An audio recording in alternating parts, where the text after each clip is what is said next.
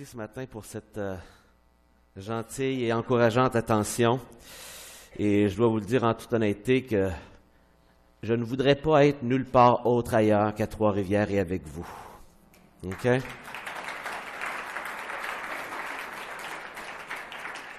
Ça fait déjà 15 ans et on se promenait à Montréal cette semaine. En fait, j'ai été 3 fois à Montréal dans la dernière semaine, là, mais c'est un autre sujet. Puis, je me promenais dans les rues de la ville, puis je me disais, je vivais ici, puis j'étais pasteur ici il y a 15 ans. Oh, ça me manque pas. Et qu'on est bien à Trois-Rivières. Il fait une petite affaire plus chaud à Montréal, une petite affaire. Mais ils ont pas mal plus de slotch. Hein? T'arrives là-bas, puis tu te fais beurrer, puis tu te fais beurrer, puis ça arrête pas. Tu te fais beurrer tout l'hiver, il n'y a même pas un répit. Ici, on a un répit, on a de la neige, un peu de glace. On arrête de se faire beurrer tout le temps.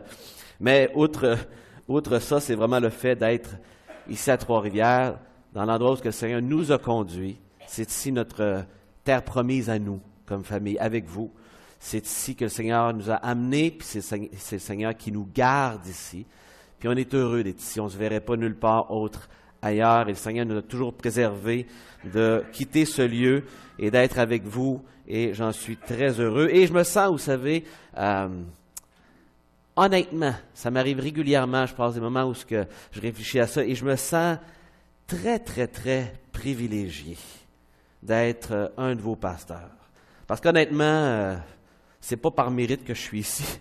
Je peux vous l'assurer. C'est vraiment par pure grâce de Dieu que je fais ce que je veux. Il y a des moments où je lutte avec ma conscience, je lutte avec le diable, je lutte avec les pressions de toutes sortes. Puis je suis obligé de me rassir puis de dire, Seigneur, si je suis pasteur, c'est parce que tu m'as donné ces dons-là pour servir avec mes frères et sœurs.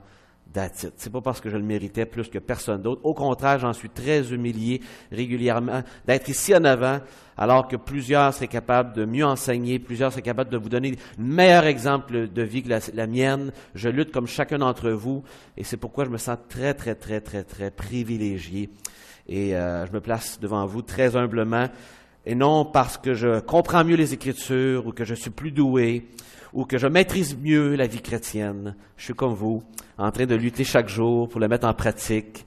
Lutter chaque jour à laisser la place à l'Esprit Saint de faire ce que lui veut faire et non ce que je veux faire.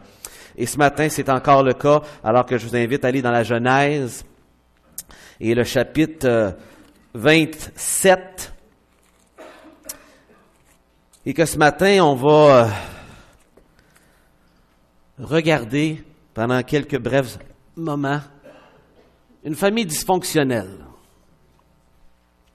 Et en fait, le titre de ce matin, si vous prenez des notes, vous pouvez écrire « Qui blâmer, virgule, dans cette famille dysfonctionnelle ». Vous êtes déjà senti comme une famille dysfonctionnelle? Mais ça va bien, ça, hein? Il n'y en a pas beaucoup. Il y en a-tu des fois qui sont sentis un peu famille dysfonctionnelle? Vous voulez prendre un autre 5 minutes pour y réfléchir? Il y en a-tu d'autres qui veulent s'ajouter? Ouais, des fois, là. Hein? Alors, en partant, là, je vous le dis ce matin, on va regarder une famille dysfonctionnelle. Ben dysfonctionnelle. C'est plein d'exemples à ne pas faire. OK? Mais en même temps, il faut être gracieux. Honnêtement, parce que quand on s'arrête, puis on réfléchit, que vous soyez en famille ou pas, on est souvent bien dysfonctionnel. Puis on fait bien des choses pas mal nono. Puis je suis gracieux en utilisant le mot nono. Il y a bien d'autres mots qui me viennent à l'idée, des comportements. Hein?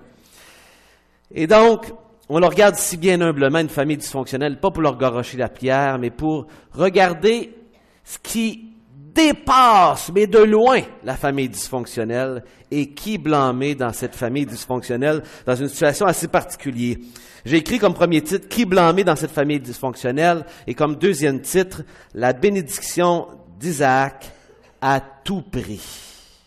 Mais vous allez voir, malgré que ce titre nous lance dans cette péripétie, ce qui dépasse de loin tout ce qui se passe ici, je vais le noter en cours de route, plutôt que de vous le donner tout de suite en partant.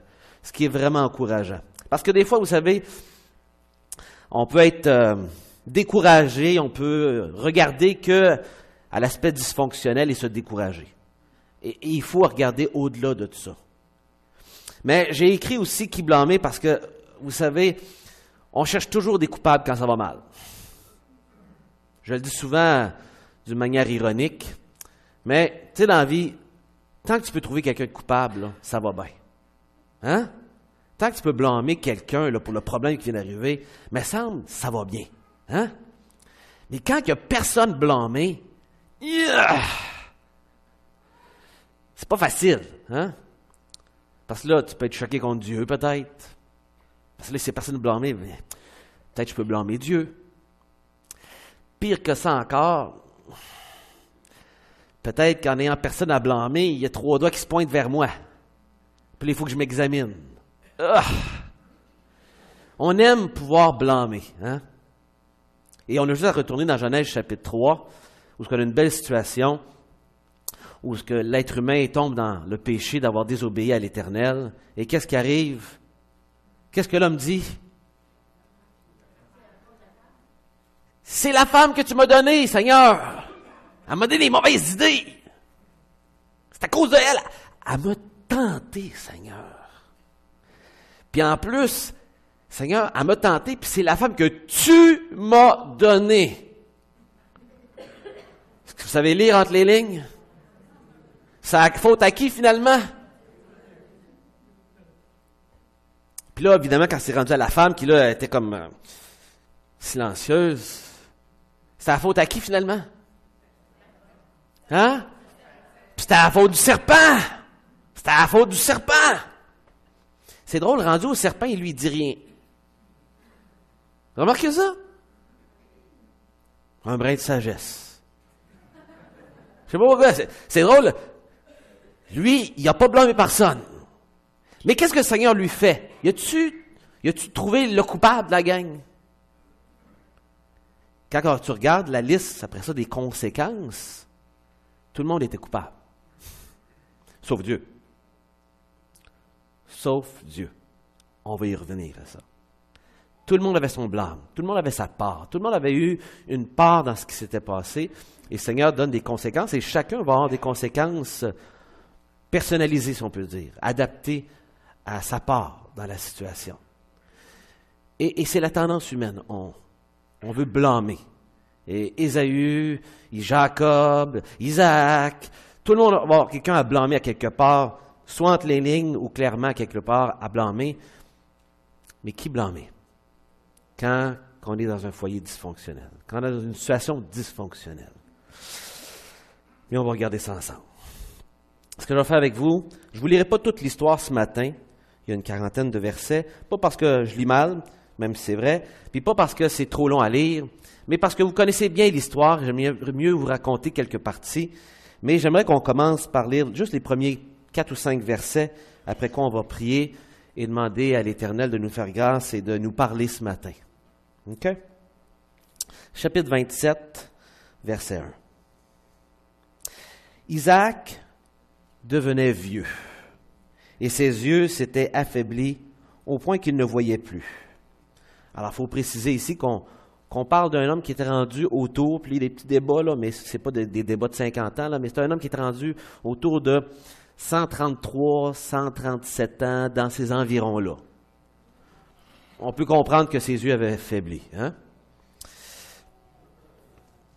Alors, il appela Ésaü, son fils aîné, et lui dit, « Mon fils. » Il lui répondit, « Me voici. »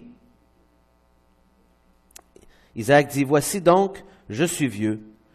Je ne connais pas le jour de ma mort. Maintenant donc, je te prie. Prends tes armes, ton carquois et ton arc. Va dans les champs et chasse-moi du gibier. Du bon gibier, là. Fais-moi un mets comme j'aime et apporte-le-moi à manger afin que mon âme te bénisse avant que je meure. » Et on nous dit au verset 5 que Rebecca écoutait tout ce qui est en train de se dire. On va prier le Seigneur. OK?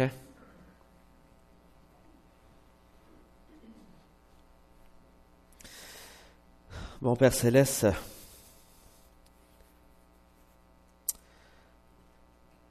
C'est parfois un défi de regarder des histoires qu'on connaît si bien.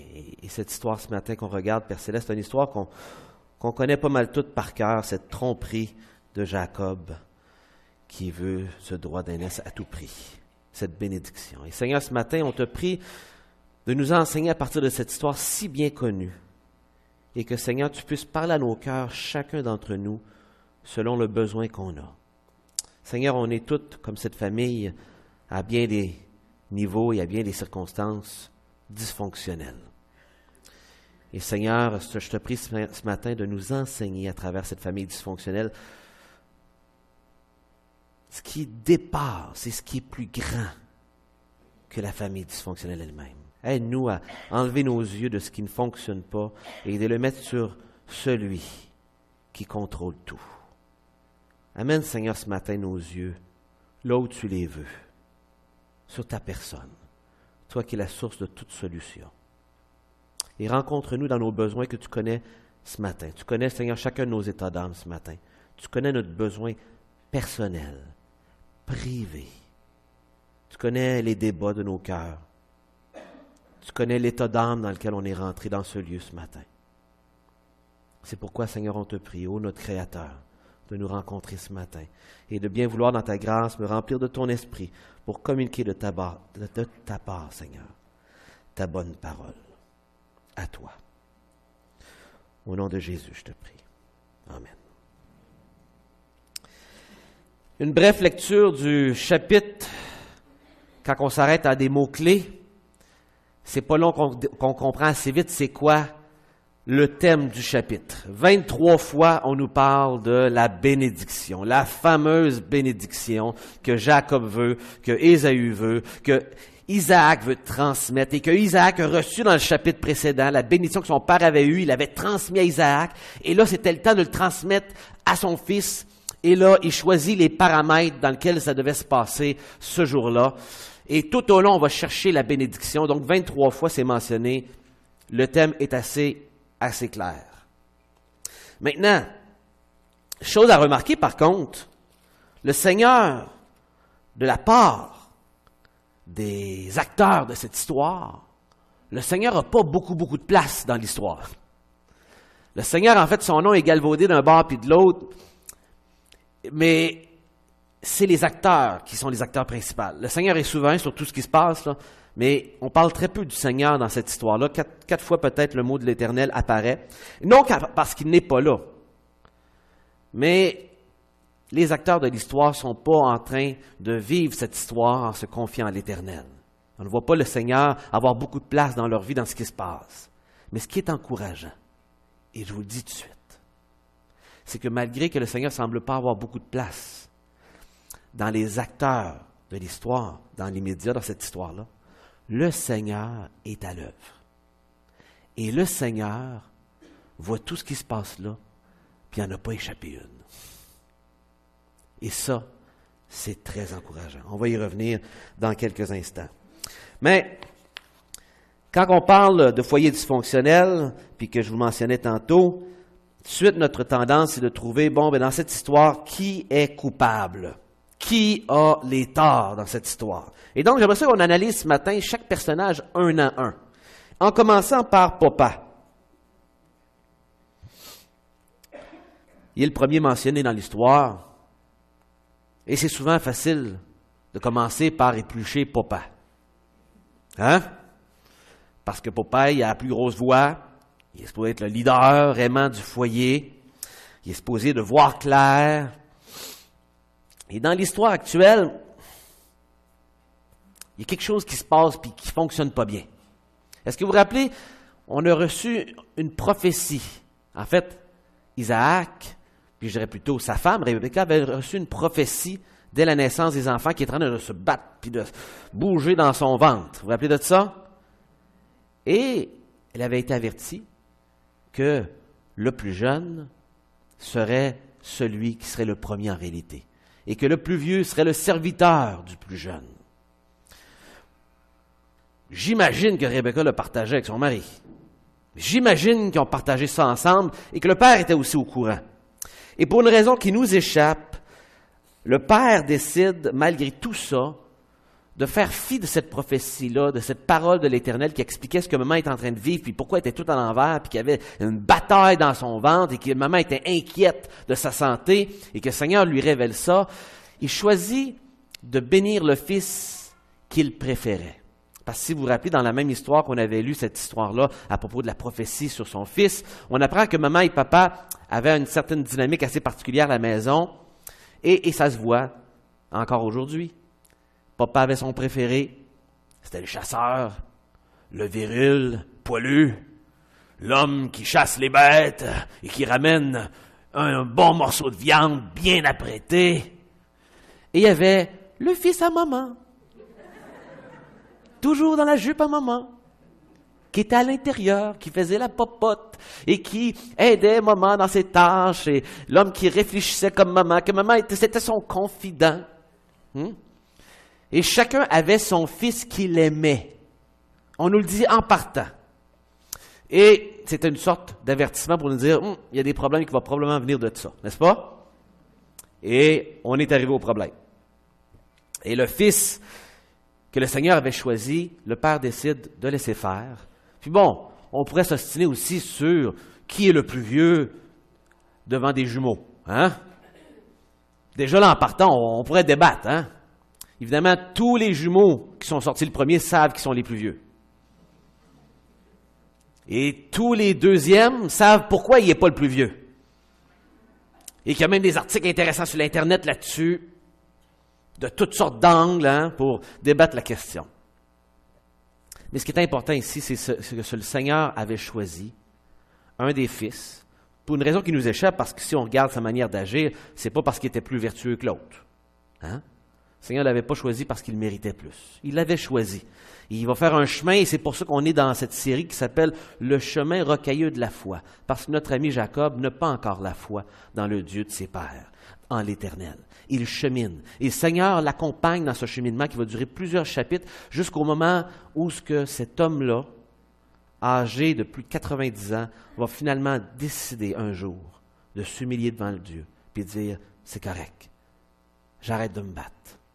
Je fais de l'Éternel mon Dieu, à moi. » Et donc, on est dans ce cheminement-là, et il doit passer par ces épreuves, il doit passer par ces moments de faiblesse où il va être humilié, il va vivre des conséquences qui vont affecter sa famille, qui vont affecter sa vie pendant des années, des décennies et décennies, pour qu'on arrive à finalement dire « C'est correct, Seigneur. Moi, te faire confiance, j'ai vu que tu étais fidèle, je t'abandonne ma vie. » Et dans ce parcours-là, et là, c'est une de ces grands échecs dans lesquels le Seigneur va le travailler. Et donc, un père qui, ici, décide d'en faire à sa tête. On a un père qui décide ici de faire fi de ce que le Seigneur avait dit. Lui, il avait son préféré, et il avait choisi que c'était son préféré qu'il allait bénir. Évidemment, maman, elle écoutait aux portes. C'est pas toutes les mamans qui font ça. Mais, il y en a plusieurs, ça a de l'air. On veut se confesser? C'est tentant. Pourquoi c'est tentant d'écouter aux portes? Parce que, il faut le dire franchement, maman n'était pas surprise. Elle s'y attendait. Et maman est toujours bien placée pour savoir les penchants de faiblesse de papa.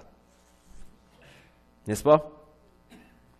Et maman est toujours bien placée pour savoir sur quoi elle appréhende. Et sur lequel elle peut décider aussi qu'elle veut exercer un certain contrôle pour se rassurer dans la situation. Parce que papa manque de jugement.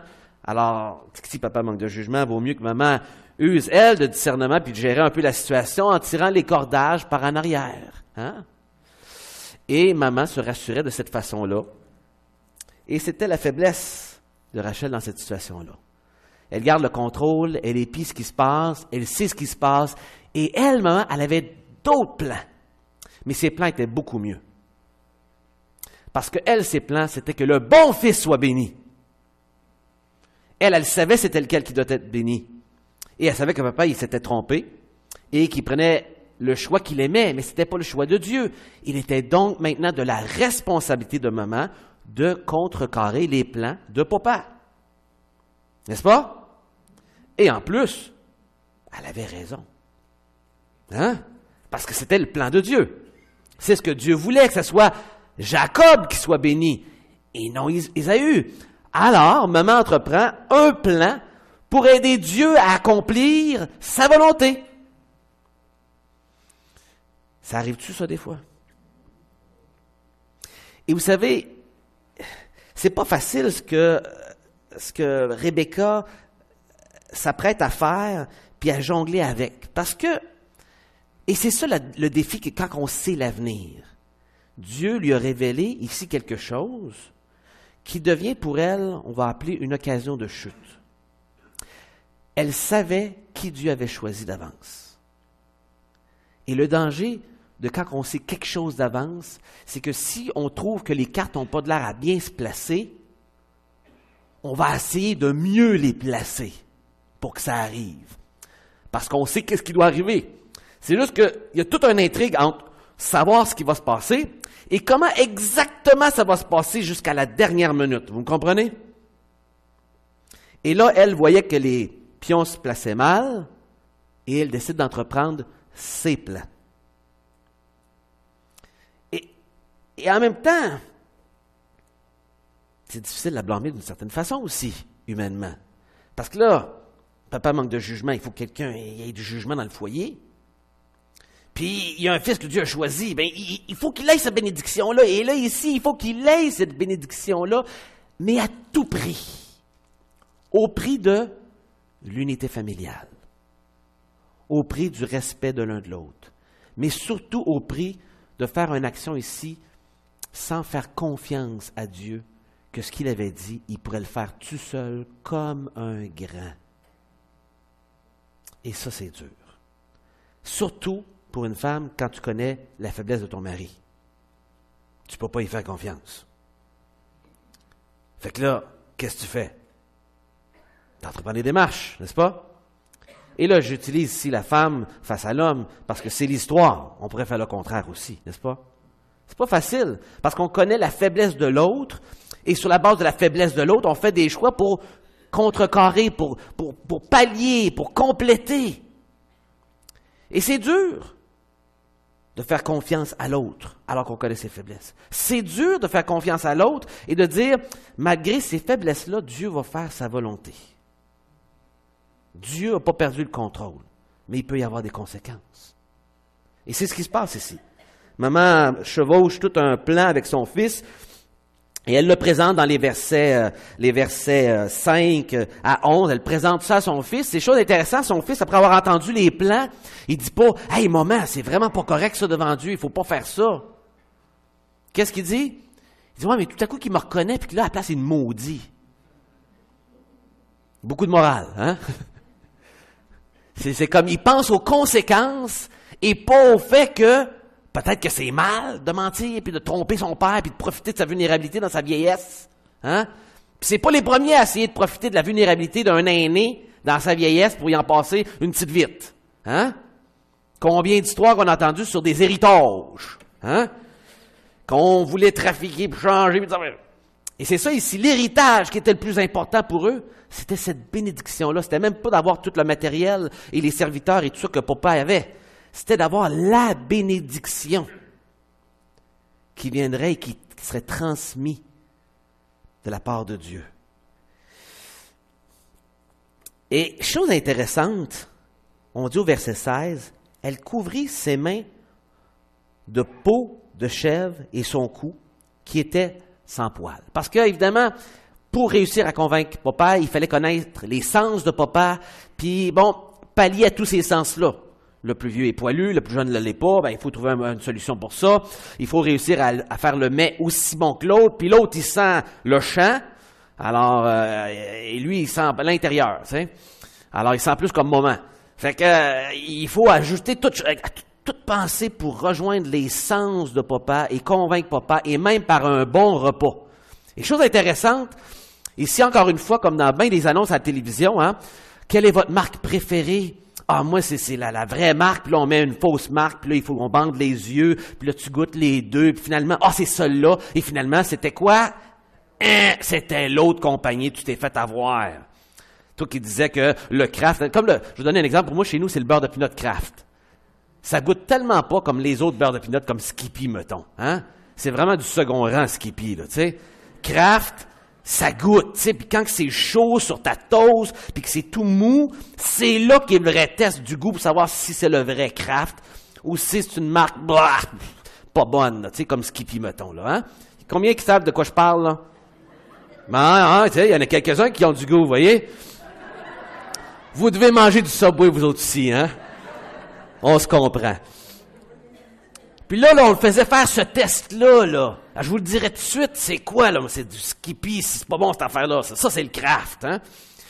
Mais, bien souvent, qu'est-ce qui arrive? On se fait avoir. Et ici, maman, elle a été capable de faire le même mets que son fils, et ça a tout passé. La seule affaire qui était difficile à contrôler dans l'histoire, c'était la voix. Parce que là, aujourd'hui, on pourrait peut-être changer la voix avec un petit cossin électronique ou quelque chose, puis rendre ça plus rauque, là, tu sais, comme le gars des bois. Mais là, il y avait encore sa petite voix. Il reconnaît la voix, mais tous les autres sens lui disent « c'est rassurant » et ils vont de l'avant. Ils vont de l'avant en couvrant tous les sens. Il y a une chose qui se passe, par contre, deux choses que je soulève dans l'histoire intéressante, c'est qu'ici, au verset 16, il parle qu'il a couvert de peau. Et quand tu lis la Genèse, puis tu lis ça, tu devrais, souvent quand vous voyez un mot qui apparaît, tu dis, où est-ce qu'apparaît ce mot-là pour la première fois? C'est un bon exercice à faire. Où est-ce que ce mot-là apparaît pour la première fois? Et en lisant, je me suis rappelé, intéressant, de la peau pour couvrir. Vous vous rappelez de ça? De la peau pour couvrir. Dans le jardin d'Éden. Le lecteur de cette histoire-là peut voir une certaine ironie ici, assez marquée. Parce que là, c'est un homme ici qui se couvre de peau d'un animal pour, ici, tromper son père. Mais le Seigneur, lui, avait utilisé la peau qui avait couvert la nudité d'Adam et Ève dans le jardin d'Éden. Pourquoi il avait fait ça? C'était un geste pour dire qu'il couvrait leurs péchés. C'était un geste de grâce que Dieu avait fait pour montrer qu'il y avait du sang qui avait coulé pour cacher leur nudité, qui était pas mal la nudité, mais tout à coup qui était devenu maintenant plus dans un monde de perfection. Là, regardaient leur nudité plus de la même façon. Et là, c'était devenu un problème. Puis le Seigneur, c'était une des conséquences apparentes de leur chute.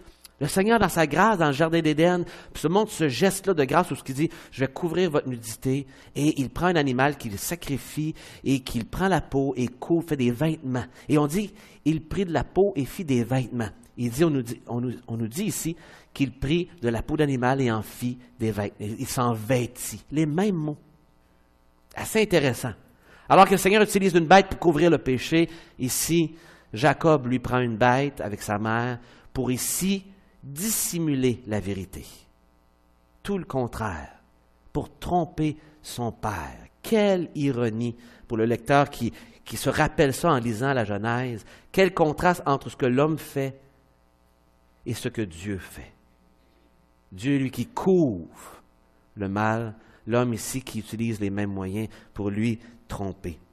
Et donc, on a le maman ici qui prend en main la volonté de Dieu dans les versets 6 à 17. Et qui, évidemment, sacrifie ici l'unité familiale, prend les choses en main et est tenté de mettre en œuvre la volonté de Dieu à sa vitesse, à sa façon. Et vous savez, quand on prend le temps de l'analyser, c'est tentant. C'est tentant de faire ce qu'elle faisait. C'était, à bien des niveaux, il y avait des motifs purs, si on peut dire. Mais c'était de vouloir faire cette chose-là à quel prix? À quel prix? Et avec des moyens qui ne sont pas les moyens de Dieu. Et rappelez-vous de ceci, le Seigneur, pour faire sa volonté, n'a pas besoin qu'on s'abaisse à briser d'autres règles de Dieu pour la faire. Vous comprenez? Ici, on a fait la volonté de Dieu, mais en mettant Dieu de côté et en le faisant à notre propre façon. Et ça amène toujours toutes sortes de problèmes, aussi bonnes que puisse être notre intention. Les bonnes intentions ne peuvent pas être... Les mauvaises actions ne peuvent pas être justifiées sur la base de nos bonnes intentions. Et c'est ce qu'on voit dans cette histoire. Et c'est pas pour rien que on voit Satan aussi dans l'Évangile, selon Matthieu, qui tente de tenter Jésus de cette façon-là. Vous vous rappelez, il montre devant le temple, il montre très très haut, puis il montre les nations du monde, puis il dit, ils sont à toi, je te les donne si tu acceptes de m'adorer maintenant. Il lui donnait l'alternative de pouvoir faire le règne sur terre, que le Seigneur puisse régner tout de suite, le Seigneur Jésus. Il lui offre une tentation de laisse faire, là, tu sais, là, tous les sacrifices, puis là, ta souffrance, puis tout ça. Je te donne l'opportunité d'avoir tout de suite le règne sur terre. Sachant qu'éventuellement, la Bible nous dit qu'il y aura un règne où le Seigneur Jésus-Christ va être ici sur terre et qu'il va régner. Il lui donne le moyen de bypasser, un raccourci pour éviter la souffrance, un raccourci pour éviter la croix et tout ce qu'il y avait autour qui serait extrêmement souffrant. C'était une tentation comparable de prendre un raccourci pour arriver à nos fins. Et c'est pas pour rien que Paul nous appelle à faire comme l'athlète, à gagner la couronne de la victoire, qui doit non seulement terminer la course si tu veux gagner la couronne de la victoire, mais tu dois la terminer en suivant les règles, Paul dit. Il doit faire la course, celui qui court pour gagner, et terminer le premier à la ligne. Mais il doit aussi suivre les règles, sinon il est disqualifié. Et la course doit se courir selon Dieu. Et les deux vont souffrir beaucoup de conséquences auxquelles on regardera dans quelques instants un peu davantage, mais j'en mentionne deux. En partant, son fils va quitter le foyer et probablement ne le verra plus le reste de sa vie, ou en tout cas les 20 prochaines années, on ne nous dit rien du fait qu'elle revoit son fils. Et en plus de ça, non seulement est-ce que son fils va quitter, mais maintenant l'unité familiale est brisée, mais d'un grand gouffre, un grand gouffre. On ne parlera plus après cela de Rebecca et d'Isaac. Et en plus, ce qu'elle ne réalise pas, Rebecca, c'est que ce qu'elle vient d'enseigner à son fils va être aussi la manière de faire que son fils, pour les prochaines années, va utiliser comme méthode. Il a appris de moment comment régler le problème actuel. Il y aura eu des problèmes, des conséquences, mais comment il va régler les prochains problèmes avec Laban? De la même façon. Il va utiliser la tromperie. Il y a après une manière de prendre en main la situation et de la mettre à notre avantage. De reprendre, en anglais on dit « the upper hand », de reprendre l'avantage sur la situation. Plutôt que de se confier en l'Éternel, il va trouver moyen de mettre la main mise sur la situation et changer la donne. Et dans son cas, c'est la tromperie. Et le Seigneur va essayer de le guérir par les tromperies de Laban, auxquelles on reviendra plus tard dans notre série. Maintenant, Jacob.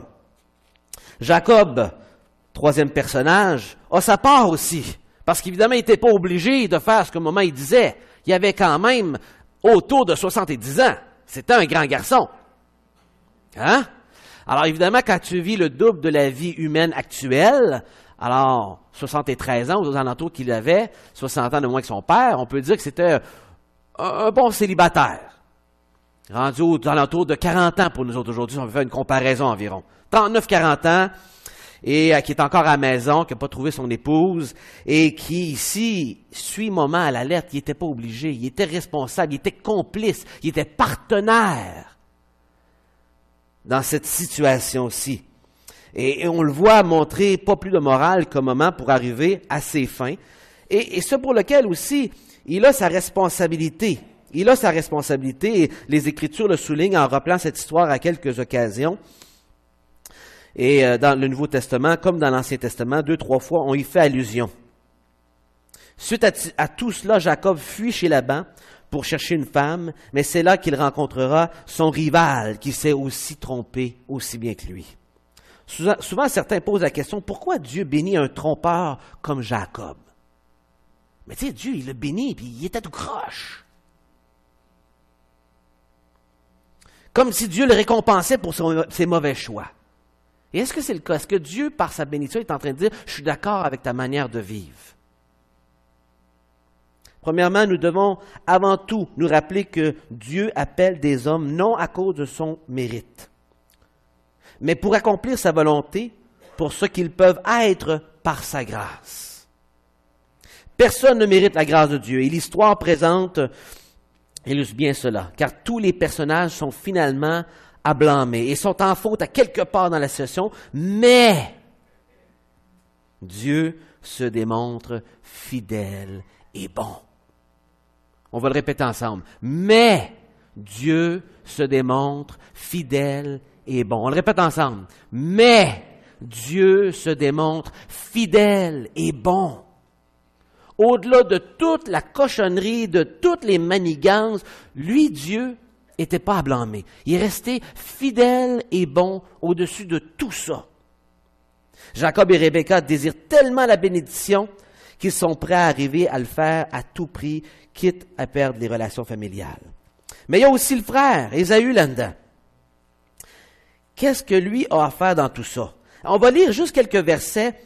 Au verset... alors, dans les versets 28 et 29, on va lire la bénédiction. Et après ça, on va lire la réaction un peu plus loin. Verset 28-29. Voici la bénédiction qu'il prononce. Et c'est essentiellement tous les éléments des bénédictions précédentes qui sont toutes mis ensemble ici en 2 versets. Que Dieu te donne de la rosée du ciel. Et c'est là que Dieu, ici, a une part dans l'histoire, dans le langage des personnages. Malgré que je dis ça, mais juste un peu avant, Jacob avait dit, « Ah, c'est Dieu qui m'a permis de ramasser un gibier rapidement. » Vous vous rappelez de ça? Et là,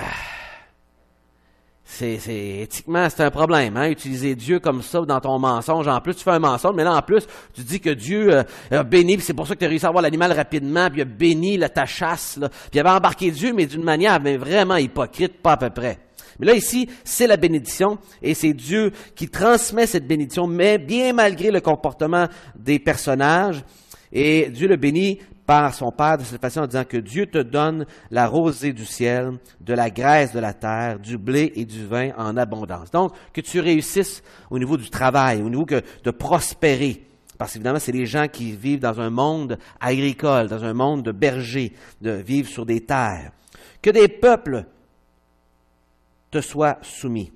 Et que des nations se prosternent devant toi. Sois le maître de tes frères, et que les fils de ta mère se prosternent devant toi. Maudit soit celui, quiconque te maudit, et béni quiconque te bénira. Regardez un peu plus loin maintenant, au verset 32. Isaac, son père, lui dit, « Qui es-tu lorsque le fils arrive? » Puis il dit, « Ah, j'ai tué le gibier, je viens d'arriver. » Il dit, « Qui es-tu? » Il lui répond, « Je suis ton fils aîné, Ésaü. » Isaac fut saisi d'une grande et d'une violente émotion. Et littéralement, le texte dit, il trembla d'un tremblement grand et jusqu'à trait. Ça fait drôle pour nous autres quand on traduit ça littéralement comme ça, là. Mais c'est de là que vient l'idée d'une émotion violente et très forte à l'intérieur, un tremblement de cœur, un tremblement de terre dans son cœur.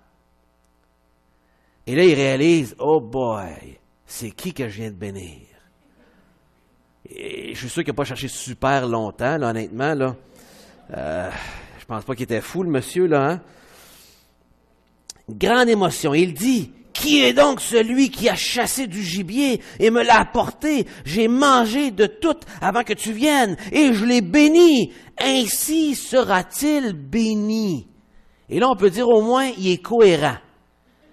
Il réalise que malgré que j'ai pas béni le bon gars que moi je voulais, cette bénédiction-là, le Dieu est souverain là-dessus et celui que j'ai béni va être celui qui est béni.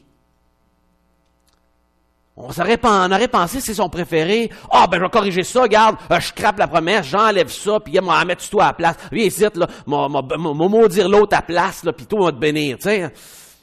Il y en a gros qui auraient dit ça, hein? Il sait comme homme de Dieu que cette bénédiction-là, Dieu était à quelque part souverain sur tout ça, et qu'une fois qu'elle est dite, elle est dite. Ici, souvent, les paroles orales n'ont pas grand valeur, puis il faut notarier tout. Ben, en tout cas, peut-être tout n'est pas notarié ici, mais quand tu es en Ukraine, en tout cas, il y a des notaires vraiment à toutes les 6 maisons. C'est vrai, il y a des notaires à tous les 6 maisons. Le premier mot que tu apprends en Ukraine à lire en russe, c'est « notarius ». Tu le vois partout, plus que les épiceries, plus que les pharmacies, plus que tous les dépanneurs, que même les MTS, qui sont des petites cartes à puce, c'est pas les MTS de chez nous, là, c'est des cartes à puce, OK? C'est toujours notarius, partout, partout, partout. Pourquoi? Parce que tout ce que tu fais, même si tu lâches un pet pas au bon moment, tu le notaries. Tu sais? C'est vraiment, là, c'est ridicule. Tout est notarié. Tout ce que tu dis, tout ce que tu fais, tu as été porter une feuille, c'est notarié que j'ai été porter la feuille à telle heure. Tu sais? Parce que, pourquoi? La parole vaut rien. La parole vaut rien. Alors, qu'est-ce qu'on fait pour se protéger? Il y a des gens qui ont un titre de notaire qui va beaucoup plus loin que ce que nous on fait ici. On notarie tout. Puis le notaire, il est toujours bien content de te voir puis de te facturer aussi le notarius, OK? Pas de problème, il est toujours là pour toi. Parce que la parole n'a pas de valeur. Mais dans cette communauté-là, à cette époque-là, ce que tu disais avait une valeur légale. C'est un engagement légal, une bénédiction officielle qui ne va plus se rétracter. Une fois que le Père l'avait dit, il l'avait dit, puis il le savait que cette bénédiction-là ne se faisait pas galvauder d'un bord puis de l'autre. Et que si le Seigneur avait permis ça, donc, malgré que ce n'est pas ma volonté, c'est ainsi. Intéressant comme réaction. On aurait pensé peut-être autrement par les préjugés qu'on a sur lui jusqu'à présent, dans la manière dont tout le dysfonctionnement familial fonctionne. On se dit, il y aurait eu d'autres manières que on aurait pu régler ça. Alors, lorsque Ésaü entendit les paroles, verset 34 de son père, il poussa un grand cri. Et c'est drôle, les mêmes paroles sont utilisées. Il criait à un cri grand. Et c'est le même mot utilisé pour parler du cri dans Genèse chapitre 18 et chapitre 4, lorsqu'on parle d'un cri pour de l'injustice. C'est pas un cri, là, aïe aïe, c'est un cri, là, c'est pas juste ce qui se passe. C'est un cri de détresse parce qu'on subit de l'injustice. C'est ce mot-là qui est utilisé ici. Et on dit, il cria un cri grand. Jusqu'à trait. C'est la même expression, c'est parallèle à celle de son père qui a été estomaqué, et là l'autre qui lui est en colère et indigné d'une injustice il s'est fait flouer. Puis il s'est vraiment fait flouer comme faux. Puis c'était pas juste qu'il s'est fait flouer de cette façon-là. Ça aurait dû être Dieu qui a tranché les choses, et là il voit juste de l'hommerie pour y voler sa bénédiction. Il voit pas que c'est Dieu qui est souverain. Lui ce qu'il voit, c'est que c'est injuste, il se l'est fait piquer encore une fois. Et là il va dire donc, à verset 35, il dit justement, bénis-moi aussi mon père. Isaac dit, ton frère est venu avec ruse. Tu vois, il n'y a pas eu de dialogue pour savoir c'est qui. Je me demande, c'est qui a fait ça? Non, il y a tout de suite, c'est ton frère qui est venu. C'est sûr. Ton frère est venu avec ruse. Et il a enlevé ta bénédiction. Isaïe dit, est-ce que parce que on l'appelle Jacob, qui veut, en fait, le mot veut dire talon ou celui qui plante l'autre ou qu'il prend à l'autre, qu'il m'a supplanté 2 fois, il a enlevé mon droit d'aînesse. Là, il passe en victime, on s'entend-tu qu'il l'avait vendu, parce que il tenait vraiment à son bol de nouilles, puis là, il était affamé, là, puis il allait mourir. Fait que là, finalement, qu'est-ce que ça me donne de vivre si j'ai un droit d'aînesse? On va te le donner, là, parce que je vais mourir. Puis il avait donné ses lentilles, puis il avait fait un troc, puis pour un bol de lentilles, il avait donné son droit d'aînesse. Là, ici, c'est une pauvre victime. Il a enlevé mon droit d'aînesse. Et voici maintenant qu'il vient enlever ma bénédiction. Là, il avait raison. Il se l'était vraiment fait enlever, là. Et il dit, n'as-tu pas point en réserve une bénédiction pour moi? Et là, Isaac répondit, dit à son fils, voici, je l'ai établi ton maître et je lui ai donné tous ses frères pour serviteurs. Je l'ai pourvu de blé et de vin. Que puis-je donc faire pour toi, mon fils? Et il dit à son père, n'as-tu quelque bénédiction, mon père? Bénis-moi aussi, mon père. Et Ésaü éleva la voix et pleura fort et amèrement, et Hébreu en parle de cette réaction-là forte, qui n'a pas changé ici la volonté de Dieu dans cette situation-là. Et Isaac, son père, répondit et dit, voici, ta demeure sera privée de la graisse de la terre et de la rosée du ciel d'en haut. Tout le contraire. Tu vivras de ton épée. Et tu seras asservi à ton frère. Mais en errant librement çà et là, tu briseras son joug, son contrôle sur ton cou. Et étudiez l'histoire du peuple d'Ésaü, du peuple d'Édom, et c'est ce que vous allez découvrir. Des gens qui ont vécu par leur épée, des gens qui ont toujours voulu être nomades, et ils ont avancé par l'épée, ils ont même été des traîtres pour Israël. Et il y a eu des tensions jusqu'à très loin plus tard. Mais c'est toute une étude en soi-même. Mais tout ce qui se passe ici, là, se voit être une prophétie qui s'accomplit dans le futur dans les moindres détails. Et son seul moyen d'échapper au contrôle, ça va être de ne pas être dans un endroit, mais de voyager pour ne pas être sous le contrôle de son frère. Évidemment, on parle ici des siècles et des siècles d'histoire entre Israël et Édom sous l'époque de la monarchie. Et là, Ésaü conçut de la haine contre Jacob à cause de la bénédiction dont son père l'avait béni. Et Ésaü disait en son cœur, « Les jours du deuil de mon père vont s'approcher, et je tuerai Jacob, mon frère. » Il était vrai qu'il était victime dans cette situation-là, qu'il avait été fourvoyé réellement, et toute cette colère-là qui fermente en dedans de lui comme une victime de la situation va l'amener à considérer le meurtre de son frère comme solution après la mort de son père. Il avait sa part de responsabilité. C'est un homme qui avait vendu pour des pacotilles, comme si c'était n'importe quoi son droit d'aînesse. Il prenait la vie d'une manière très charnelle. Il avait décidé de prendre des femmes aussi du pays, pour lequel ses parents étaient déçus. On l'a lu, le dernier verset de la dernière étude dans le chapitre 26. Les 2 derniers versets parlent de la déception des parents, de voir son fils prendre des mauvaises épouses, 2 filles de Heth, des filles du peuple de Canaan. C'était pas la volonté de Dieu. Il voulait pas qu'ils vivent comme les gens de Canaan. Il voulait qu'ils soient bénis et qu'ils vivent autrement, comme des gens bénis de Dieu, appelés à autre chose. Et lui avait déjà pris son chemin. Il avait une responsabilité dans le chemin qu'il avait pris, même si Dieu l'avait prévu d'avance et qu'il savait. Il avait une part de responsabilité. On le voit encore ici, sa réaction qui se porte à régler la situation par la planification d'un meurtre. Il avait aussi sa part. Chaque personne dans cette histoire avait sa part de responsabilité qui a amené à l'apparence l'échec de la situation. À l'apparence.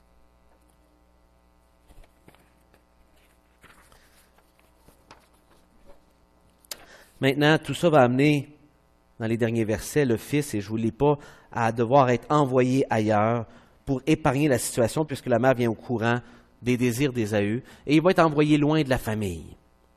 Mais quoi sortir comme application? Quoi sortir comme leçon? Peut-être comme pour les femmes qui vous posaient la question, sans qu'il y ait des droits d'aînesse, des fois, je vois mon mari de la même façon. Sans qu'il y ait le droit d'aînesse à l'enjeu, puis la bénédiction, puis tout ça, moi aussi, je ne suis pas d'accord avec des décisions qui se passent, mais pas du tout. On devrait en discuter à 2. On devrait parler dans le respect et trouver moyen de s'entendre pour une décision comme foyer. Mais il prend des décisions tout seul. Il ne m'écoute pas. Je le vois prendre des décisions que j'ai l'impression qu'ils vont vraiment nous mettre dans le chenoute. Puis est-ce que c'est vrai souvent? Ben oui, c'est vrai. On fait ça aussi, les hommes. Hein? On n'écoute pas toujours les bons conseils. On n'écoute pas celles qu'on devrait prendre le temps d'écouter et d'aimer, de considérer son optique sur la situation, considérer ses valeurs. Et on s'entête à faire quelque chose. Comment réagir dans ce temps-là? C'est pas facile. Et là, en plus, c'est un homme qui parle en avant. Pas facile. Pourquoi est-ce qu'un homme en avant serait capable de nous dire à nous autres, les femmes, qu'est-ce qu'on devrait faire? Je ne peux pas vous le dire. Je ne peux pas vous le dire. Mais je sais que les Écritures nous donnent des avenues. Je sais que les Écritures nous donnent des avenues, et je sais que parfois, c'est aussi nous autres, les hommes, qui ne sont pas d'accord avec une décision que l'autre fait. Puis on est convaincus, puis peut-être on a la même raison, que c'est mal. Qu'est-ce qu'on fait? Une chose est certaine, il ne semble pas avoir fait ce qu'il devait faire. Et les Écritures nous pointent déjà vers le fait de prier le Seigneur. Et dans les histoires d'avant, on voit qu'Isaac avait un problème à avoir des enfants, il a prié. Et Abraham a fait la même chose. On voit aussi que quand elle a les bébés dans son ventre, puis qu'ils sont en train de se heurter, puis elle se dit, hey, c'est quoi ces bébés-là? C'est un cadeau de Dieu, mais là, tout à coup, c'est un cadeau empoisonné. Ils sont en train de se battre, puis il y a quelque chose, puis ils vont mourir, ça n'a pas d'allure. Qu'est-ce qu'elle fait, on dit? Elle invoqua l'Éternel. Elle a prié Dieu. Je sais une chose, dans la vie des deux, il y avait la place où ce qui invoquait l'Éternel, puis dans l'histoire présente, ils n'ont pas invoqué le Seigneur.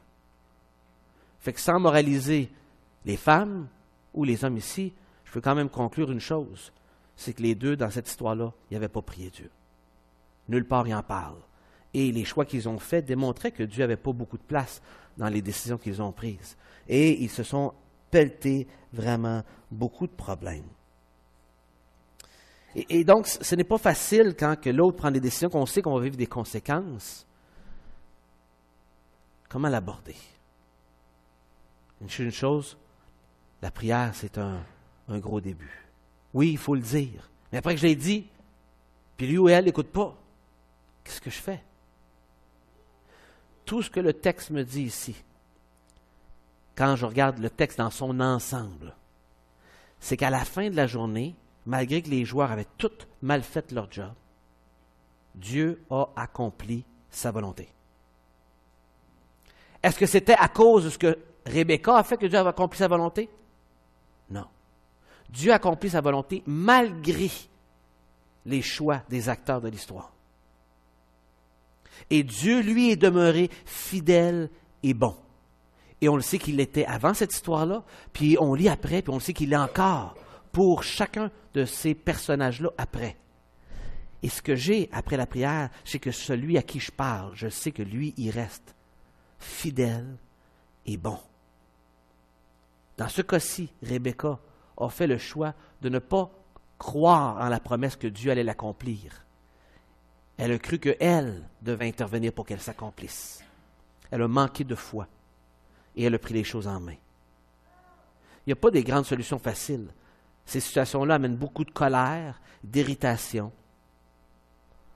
beaucoup de manque de respect. Et après ça, beaucoup de conséquences qui peuvent amener après ça, beaucoup de culpabilité et beaucoup de rancune. C'est à cause de toi que notre foyer, là, à toutes les fois que son fils n'était pas là, elle pouvait s'en virer de bord, puis dire, c'est à cause de toi, là, c'est à cause d'Ésaü, c'est à cause de toi, Isaac. Puis Isaac pouvait s'en virer de bord, c'est à cause de toi, là, si tu n'avais pas fait ça, là, il a influencé notre fils à faire des niaiseries de même, il n'aurait pas eu à chicaner entre nos gars, puis il a voulu que je l'envoie ailleurs. Hein? C'est de ta faute. Il a dû en avoir gros des chicanes comme ça. Quand un enfant préféré, lui, était resté avec son fils préféré, elle a perdu son fils préféré. Imaginez le cœur de cette femme-là. Quand elle a calculé les conséquences de ce que ça va peut-être y coûter pour avoir ce qu'elle veut, elle n'a jamais calculé que ça pouvait coûter aussi cher. Vous me comprenez?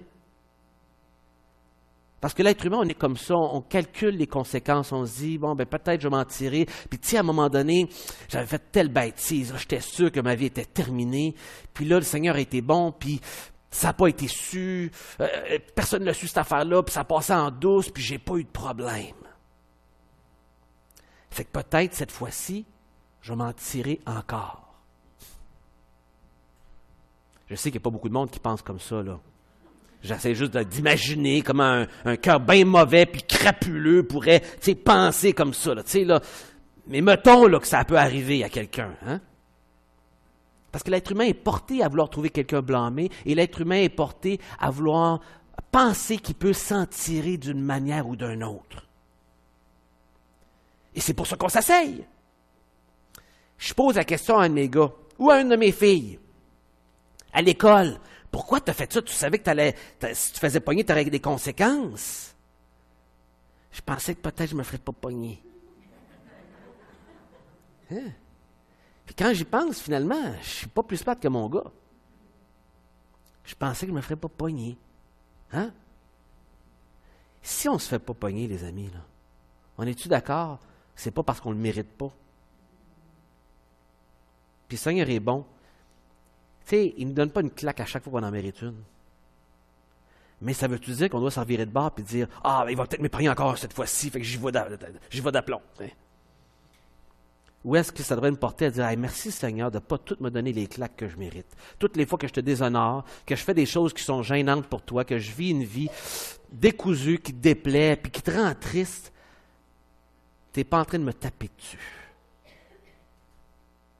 Mais après ça, planifier, à cause de tout ça, m'en tirer, c'est là qu'on s'attire le pire des troubles. Parce que là, on ne vit pas la grâce de Dieu. On veut intentionnellement abuser de la grâce de Dieu. Vous comprenez la différence? Et ça, ce n'est pas d'être reconnaissant et d'apprécier la grâce de Dieu. C'est d'en abuser. Et je ne suis pas en train de dire qu'il faut se culpabiliser, puis qu'il faut se taper dessus, puis tout ça, puis que le Seigneur aime ça nous taper dessus, puis c'est pas ce que le Seigneur fait. Je sais que le Seigneur est très gracieux envers moi pour tout ce que je mérite. Et vous l'avez certainement vécu, que le Seigneur est fidèle et bon. Sa volonté va s'accomplir, mais ça ne veut pas dire que les conséquences sont enlevées. Et ils vont vivre des conséquences pendant des années de ces choix-là, et ça va être difficile pour chacun des joueurs. Mais ce que je veux retenir pour vous ce matin, et je le lis ici, L'histoire de la tromperie de Jacob n'est donc pas le récit de la bénédiction de Dieu sur un trompeur, mais plutôt le récit de la patience de Dieu envers un pécheur qui va devenir Israël, qui va changer de nom un jour à sa conversion, qui veut dire combattant pour Dieu, et que Dieu a choisi de bénir envers et malgré tout, duquel viendraient 12 nations, duquel viendrait un roi qui s'appelle David, duquel viendrait de ce David-là une descendance qui viendrait jusqu'à Jésus-Christ, et que de ce Jésus-Christ-là, il y aurait un espoir pour toutes les nations qui dépasserait de loin tout ce qu'on comprenait auparavant de bénédiction, qui était beaucoup lié à Israël, mais qui serait pour toutes les nations, duquel viendrait une possibilité pour tous les êtres humains d'être pardonnés de leurs péchés, qu'ils fassent partie d'une nation ou d'une autre, qu'ils aient telle couleur de peau ou une autre couleur de peau, parce que pour le Seigneur, ça n'a aucune importance. Qu'il y aurait quelque chose qui transcenderait toutes les langues, toutes les cultures, toutes les géographies, tous les politiques, et qui passerait par Jésus-Christ, et Jésus-Christ seul. Même si votre histoire ressemble un peu ou beaucoup à ce foyer dysfonctionnel, j'aimerais vous dire ce matin, quand Jésus-Christ est dans l'Évangile, il y a tout espoir pour que ça change. Il y a tout espoir pour que de la cochonnerie qui semble inutile et du dysfonctionnement qui a l'air juste destructeur, de cela, Seigneur, puisse sortir quelque chose de bon. Et il y a juste un Dieu fidèle et bon qui tient toujours sa promesse, qui peut faire une telle chose. Et c'est ce Dieu dans lequel on place notre foi ici et qui a envoyé son Fils Jésus-Christ. Prions ensemble. Bon Père Céleste, on veut te remercier pour ta bonne parole. On veut te remercier que même, Seigneur, dans des histoires sordides, des histoires tout croche, des histoires, Seigneur, qui ressemblent étrangement comme les familles québécoises, comme des familles un peu partout dans le monde, Seigneur, tu peux faire du bien. Tu peux, Seigneur, te démarquer de tous ces comportements, Seigneur, humains qui sont... on est tellement tordus, Seigneur. Et cette histoire-là, Seigneur, quand on l'analyse, ça représente beaucoup de nos comportements. Et malgré tout, Seigneur, tu as jugé bon de venir, d'envoyer ton Fils pour mourir à la croix pour nous. Seigneur, combien on est reconnaissant. Merci, Seigneur, de ne pas nous avoir abandonnés dans cette histoire tout croche, mais d'avoir vu, Seigneur, ce que tu peux faire avec l'être humain tout croche et de faire sortir quelque chose de bon qui vient de toi. Merci, Seigneur, parce qu'il y a de l'espoir en toi. Merci, Seigneur, parce que tu ne t'arrêtes pas à ce que nous, on voit. Merci, Seigneur, parce que même si on fait une bêtise, tu ne nous largues pas là, tu nous prends encore et tu décides d'avancer avec nous, Seigneur. Et je veux te prier pour ceux et celles ce matin qui sont découragés de leur vie, qui pensent qu'il n'y a pas grand-chose à faire avec leur vie, et que leur vie, c'est qu'un paquet de souffrances inutiles, un paquet de choses qui ne sont pas belles. Et Seigneur, je veux te prier ce matin que dans la prière, tu puisses convaincre leur cœur qu'à travers Jésus-Christ, tout est possible. Qu'à travers le pardon et ce que Jésus-Christ a fait et le message de l'Évangile, tout espoir est possible, que tu puisses prendre ce qu'on juge comme étant perdu et d'en faire quelque chose de beau, de le changer comme tu le juges bon, Seigneur. Il y a de l'espoir. Autant pour celui qui a cru et qui pourtant sa vie est décousue. Il sent qu'il ne grandit pas, qu'il est découragé, qu'il est possible ce matin de dire, Seigneur, je te demande pardon. Je reconnais le mal que je fais et je veux te suivre. Je veux arrêter de toujours marcher à gauche, à droite. Je veux te suivre, toi, Seigneur, dans les pas que tu vas me conduire dedans. Peut-être, Seigneur, ce matin, il y a quelqu'un qui n'a pas encore donné sa vie, qui lutte comme Jacob et qui garde le contrôle de sa vie, qui fait sa vie à sa façon et qui veut garder le contrôle sur le volant de sa vie. Et Seigneur, ce matin, tu invites son cœur encore une fois aujourd'hui à dire, veux-tu me donner ta vie? Veux-tu arrêter de l'amener tout seul, ta vie? Veux-tu me la donner ce matin? Et peut-être dire quelque chose comme suivant. Seigneur, je te demande pardon parce que je sais que je suis orgueilleux, puis je m'arrange tout seul, puis je veux garder le contrôle de ma vie, je ne veux pas te l'abandonner. Mais je sais que je fais plein de gâchis. Puis même quand j'ai l'impression de réussir, je ne suis pas satisfait. Il me manque quelque chose. Et ce matin, je reconnais que c'est toi qui me manque. que juste toi peux remplir cet espace dans ma vie pour la compléter, la rendre satisfaisante. Et je veux te demander pardon pour mes péchés et reconnaître que par ton Fils Jésus, je peux être pardonné. Je crois en lui, je crois en sa résurrection, je crois en ce qu'il a dit, qu'il est la parole de Dieu.